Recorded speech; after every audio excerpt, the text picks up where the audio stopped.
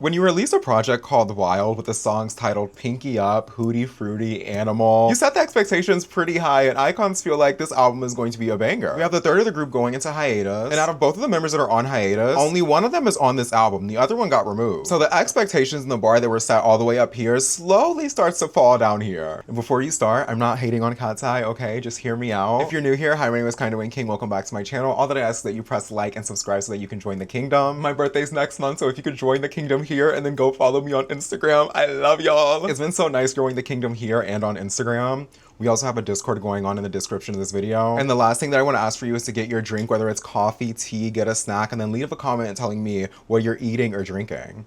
Wait, oh my god, why was that like a mouthful to say today? I think it's because I'm not properly caffeinated. Today I have an iced Americano. But happy Friday, we have a lot to talk about today. Katseye's new EP just came out, Wild, and honestly, my expectations were all the way up here. I was like, okay, maybe it'll be good, but then like, over the last few months, my expectations kept dropping and dropping. I mean, when they announced their EP Wild at Coachella and they said it was coming out all the way in August, everyone was kind of confused because people were like, why is it taking this long for what, 5 to 6 songs? The reason why I'm saying 5 to 6 is because we have a bonus track that's like a Target exclusive. But even if it was just the 5 songs, why is it taking that long? And obviously with the Mistreatment of Manon series, we kind of unfolded why it took that long. Basically, the Lopsided Bun, the manager of the group, removed Manon from the album and had them recover and reshoot everything. Which is also why when we listen to these songs, there's an emptiness feeling in these songs. I'll get into which one specifically later, but the songs don't feel complete because we're missing a big part of the group. Even when we look at this album cover of Wild, this is not really a banger cover. Like, sure, it's cute, sure, it's wild, but when you think of like Hybex Geffen and the high budget and all the resources they have to make something beautiful, this doesn't really look that good. Now, obviously it's art and everyone can interpret it their own kind of way, but I think when you have 6 beautiful girls, and I guess in this cover, this case, 5 beautiful girls, you can showcase them in a lot more unique ways. And I just want to make it clear, I'm not talking about the girls themselves looking bad or anything, because they don't look bad. But this cover gives like a magazine bonus photo shoot versus a Katseye album, or a Katseye EP in this case. But I say all of that to say,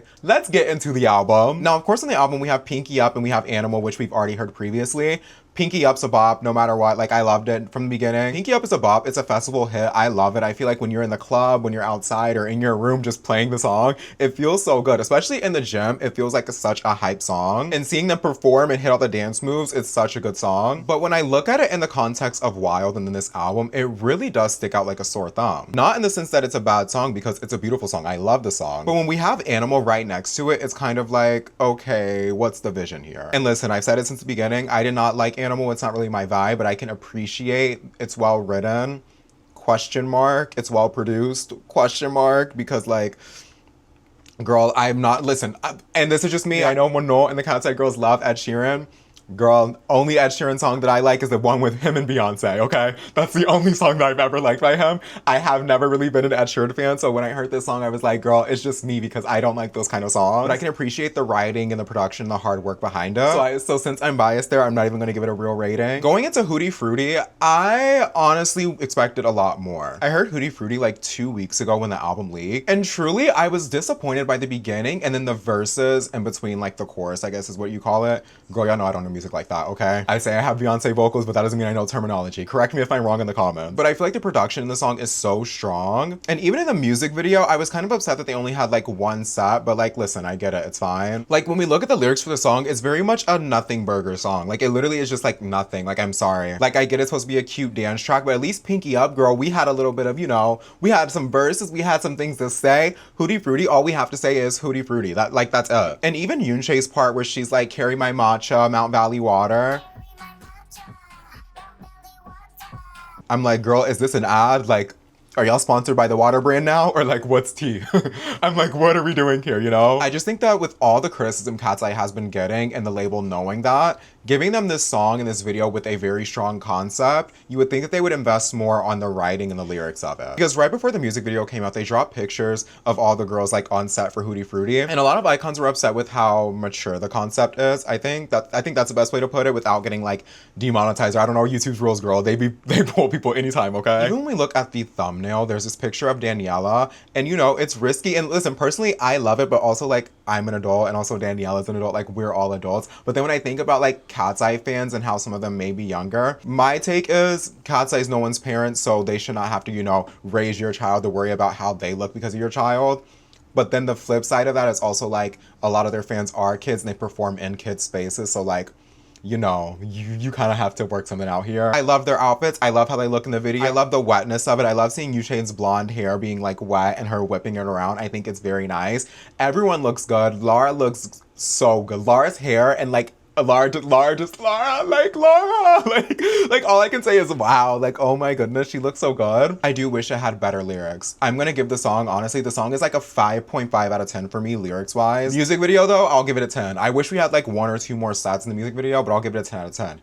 It does hurt me knowing that Manon was supposed to be in this era and we didn't get it. Like, we didn't get it. Like, even if we just look at the 3 tracks so far that I went through, the album just feels very, very weird. I think that they should have went into an album, but I see why they didn't do a full album because Manon is not here and Manon is not back. Or like, you know, we don't know what actually is going on right now. Like, Manon could come back, Manon couldn't. Like, oh girl, I don't even want to watch the Mistreatment of Manon series. Watch my other videos if you want to talk about that. I'm going to try to keep that to a minimum right now because I don't want to get upset. But I just feel like with Pinky Up, Animal, and Hootie Frutti, we have like 3 songs where where's the meaning? Where's the meaning of it? Okay, like we need the meat and bones behind the song when we're not getting that yet. Okay, and then we start listening to Bel Air, which is like a Charlie XCX reject from like 6 years ago. I want to say 6 or 7 years ago, because I think the song went viral on like Twitter, if I'm not mistaken at the time. This was like 5 or 6 years ago, and people were like, oh my god, like XCX World is coming out and like here's some of the songs, blah blah blah. So it was on Twitter for a while and I was like, okay, cool, it's a cool song. But then earlier this year, a bunch of people got word of Katseye buying the song, or Katseye's label HypeXF, buying this song from Charlie XCX, and I was just so confused because I was like,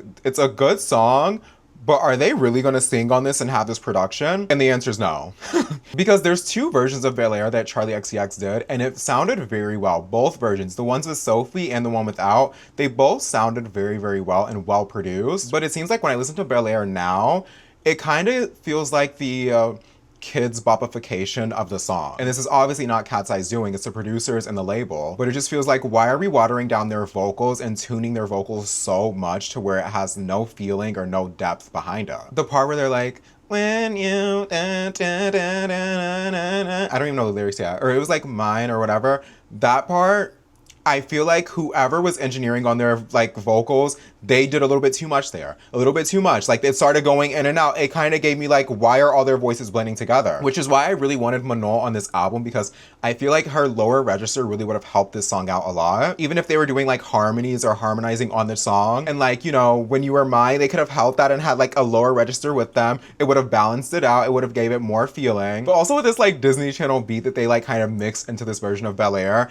it really does take away the feeling and the meaning behind Bel Air. Like it doesn't feel like we're going to Bel Air. It doesn't feel like we're taking someone to Bel Air. Girl, this is just a drive-through where we look out the window and see Bel Air. Like this is not the real feeling of it. I just don't understand why HypeXF waters down songs so much for Katseye. Or not even waters down the songs, waters down their production, their voice, like all of it. The writing on this track is pretty good, but that's not because of like the label or anything. I'm giving that to Charlie's team because, girl, the song was good 6 years ago when we heard it. The lyrics on it are pretty much the same today. They're still good. Okay, the next song on this album and the last song on the album, I'll get into Unloveu in a second, but the last song on the album that's on Spotify is That Way, and honestly, I think it's okay. I think it's okay. I think Manon should be on this song. I remember a few weeks ago, I said that there's a song on this album that I really think fits Manon, and it's this song. Like, obviously, all of them Manon should have been on, but I think this song Manon would have done so well on because just of how the production is on that song and them going like that way and na na na, like all of the tones, like everything, like girl, y'all know I got Beyonce vocals, okay? Like, girl, play the part you're thinking of. Don't get up and nose, my love. I'm just trying to get it right. Let me try it on, my love. Try it on before I buy.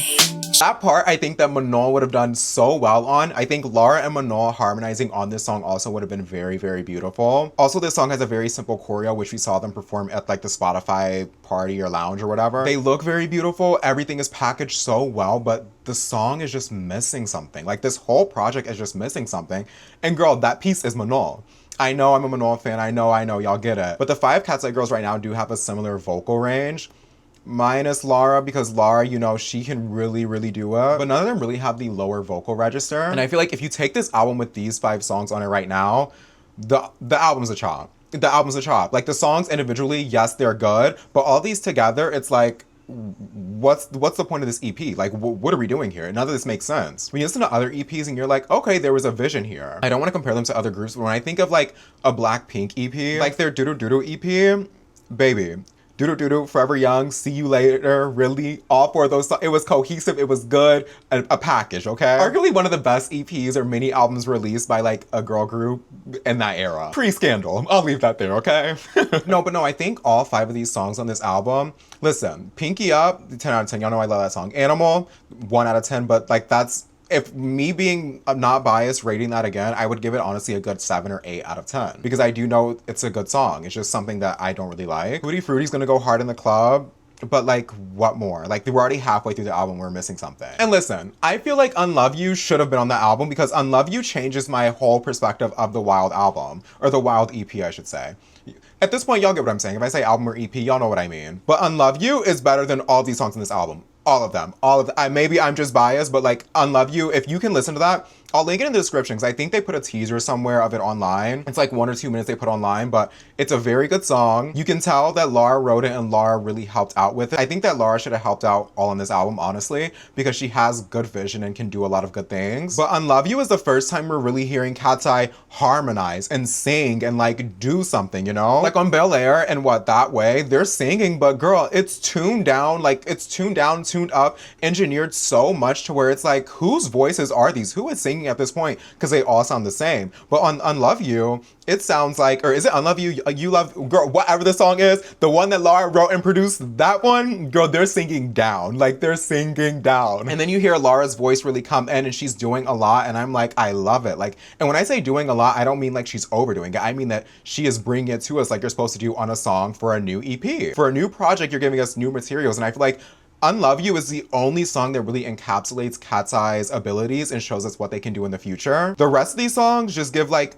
throwaways, which I feel like also is my problem with Katseye, because I feel like Katseye has a really big identity problem. Like, we know who they are, obviously they're all very popular and beautiful, but Hybex Geffen, for Katseye's songs, they keep purchasing samples and like, you know, pre-made songs from other people. And before you comment saying, yes, the whole industry does that and blah, blah, blah, it's a little bit different in this case, okay? And it also goes into like the leak situations with this company. Because when we think about Touch and Debut, it was cool. It was their beginning of their career, like, we got it. And listen, I may be skipping around here, but when you get into Gnarly and how they bought that song from someone and then it leaked online months before and everyone knew about Gnarly. And then we get into Gabriella, and then it just seems like a lot of their songs are just bought from other people. Why are we having our songs be bought from other artists when we have talented singers in this group, like beautiful, talented singers? All these girls can sing so well. Whether you want to be shady or not, at the end of the day, they can all sing and compliment each other very well. Lock those girls in a room, make them write some stuff down, let them produce, and let them do very good things. I think Laura and Megan have a song called like Fresh Out or something, like First in My Bloodline. That song is very, very well. They can produce and they can sing. Let them do something like that so that these girls have a brand identity, have like a vision, you know? Because these blonde wigs on this cover is not giving Katseye. This album is not giving Katseye. When we listen to this song, Pinky Up sounds like it's someone else's song, but it works because we love Katseye. Animal sounds like a popular Ed Sheeran song, because it is. When you listen to Bel Air, why would you purchase a 6-year-old song from Charlie XCX that everyone already knew? Like, I feel like Hybex Geffen is just setting these girls up for failure because like that was just never gonna be a good image. Like, when I listen to that song, I'm always gonna prefer the other version because the other version has like depth and meaning to it. Side note, I also recently saw an Icon made a mix of the old Bel Air and the Katseye version. I'll link it below. Honestly, it made the song a lot more palatable and better for me. Like, I actually enjoyed it more. But I'm just like, I don't know. Like, I love Katseye, I do, but I just feel like this EP, y'all could have kept it. Y'all could have kept it. Y'all should have just delayed it and sat in that room and worked issues out with Manon, took a few of these songs off, recorded some new ones, let Laura produce a few other songs, and work things out. I also saw something online about the Katseye girls not getting paid for their songs, and they're just working off like a touring contract and brand deals, which I guess is standard. Girl, they're in America, so I hope that's not true. But then when I see that Unloveu was only like a Target exclusive, I'm like, that's a little bit weird. Like, is it never going to be on streaming? Are they like intentionally doing that so they don't have to pay Laura her royalties? Like, obviously Laura's going to get paid for the Target exclusive. Like, yes, we know that, but she wouldn't get paid as much as if it was on this album and being bought out and, you know, pushed everywhere. I just thought that that was interesting, and I hope that it's not true because that would be really sad. And honestly, Unloveu is better than all these songs on this album. I'm going to just keep it real. It's better than all the songs on the album. Even, listen, I'll even put it above Animal, Pinky Up, and Bel Air.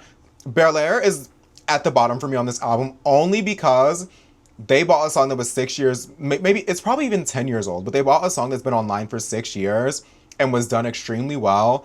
And then the label just watered it down to be like a kids bop song. I don't get why we're watering down songs on this album when we have like these girls dressed so maturely for Hootie Frutti. It makes zero sense.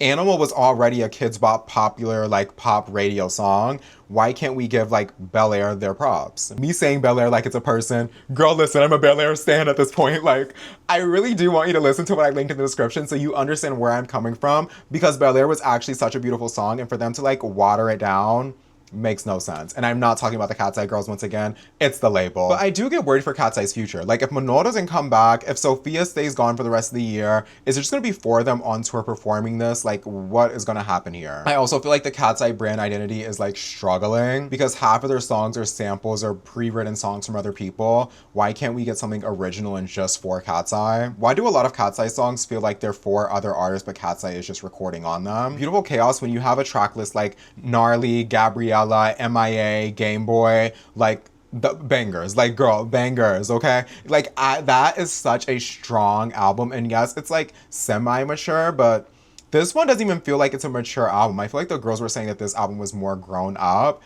but it's not giving that. Especially once you get past Hootie Frutti, it's not giving grown up. It's giving kids bop, I'm gonna be real. But my favorite track on this album right now, Hootie Frutti, probably because of the music video. Honestly, I love the music video. As much as I just said I didn't like the song, hey, I like it. If I had to rank all the songs in the album, I think I would put Pinky Up, Hootie Frutti, Girl, Animals last.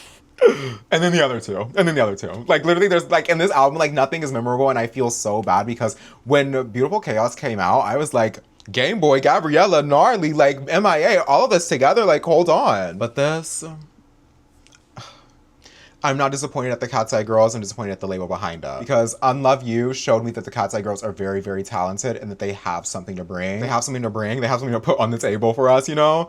And it seems like the label is just not letting them do that. No shade to the Katseye girls, all shade to the label. What are your favorite songs from this album? What do you give it? How do you feel about the EP pictures and how mature they look in the new music video for Hootie Frutti? I love hearing y'all's comments, so please leave a comment and let me know what you think. Also, I didn't get to finish my coffee today because I was really just yelling at this camera for a good 45 minutes. Also, I'm continuing the Mistreatment of Manon series next week. Have a good weekend. I'm also finally going to address the Katseye film that everyone wants to talk about, because I have a lot of thoughts about it. Okay, wait, if you made it to the end, give me your favorite song off this album and then your favorite song off Beautiful Chaos. Why do I feel like a lot of the songs will be like Game Boy or like MIA or Gnarly? I'm excited to see though. Okay, love you, bye.